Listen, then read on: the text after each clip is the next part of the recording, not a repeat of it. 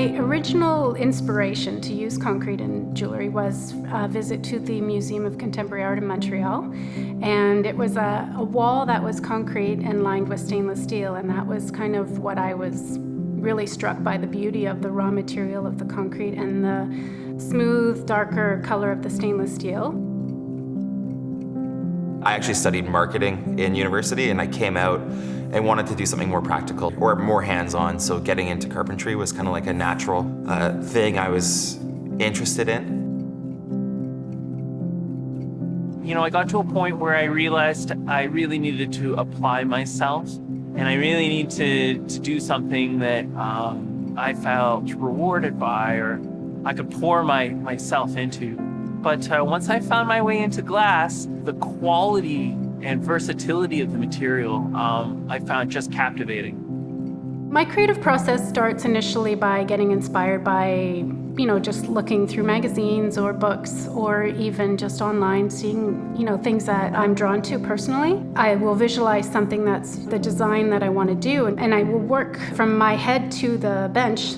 I find like a lot of inspiration in materials themselves, and so I really love to dive into very often disparate materials and how they react together. When I first started, I had like this grandiose idea that I would have my own bronze foundry and my own glass blowing studio and my own, like, on and on and on. And you kind of realize there's no way if I were to like engage in all of those things by myself, I would ever become an expert in any of them. And so a lot of my creative process is achieved by discussion and curiosity with people who are experts in that specific material.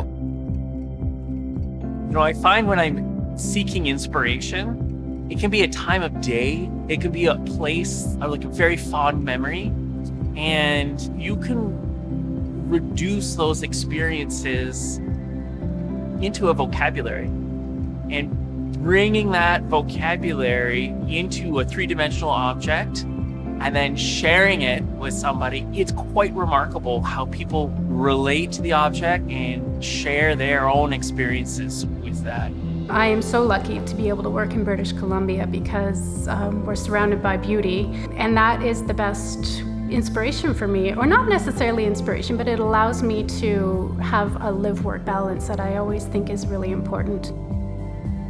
Because I'm really inspired by place, and most people in British Columbia, we are really in touch with our surroundings. It's a part of our daily existence. I felt very happy to be close to that sort of inspiration. I think there's a real kind of bootstrapping element to the artistic community in Vancouver and to BC, which I really find exciting. It's like entrepreneurial. People choose to live here not because it's a good market to be an artist. Maybe it's a little bit more challenging, but it's a really good place to live. I was always an entrepreneur from the start, and that was the only way I could think of doing it as a living.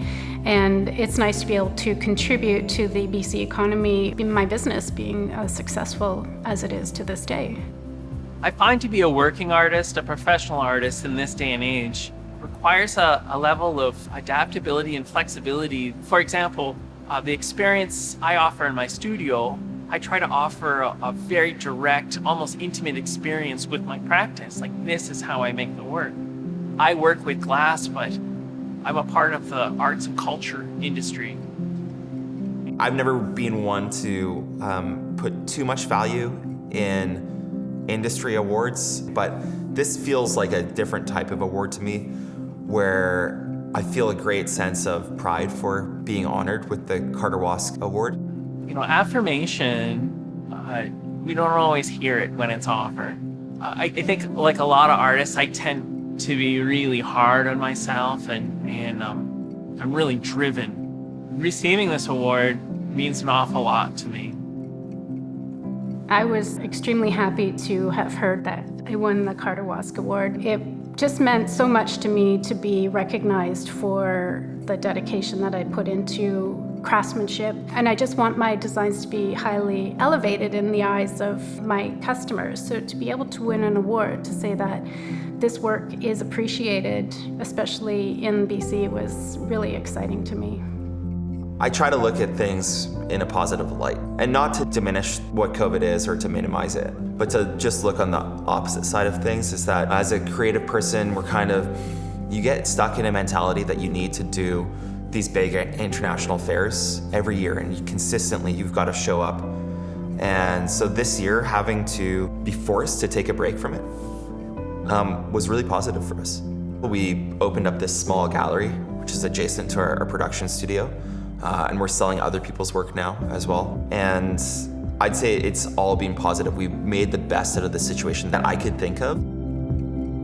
Basically, when it happened, we're like, oh no, what are we gonna do? Like, that was our biggest fear, is that nobody wanted to wear jewelry. They're sitting at home in a quarantine or in isolation. So luckily for us, we do the candles and the household objects, which people wanted to beautify their surroundings. So we were able to stay in business.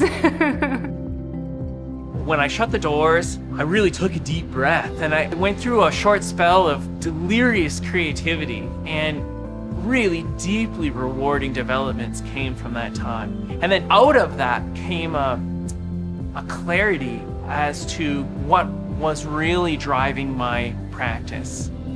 I find what I'm most proud of in my designs is being able to be innovative with the use of concrete, from the use of diamond dust, and also making such a fine edge on the vessels that we're doing. So it's trying to take a really raw industrial material and elevating it into something beautiful. My favorite part about my practice today is its variety.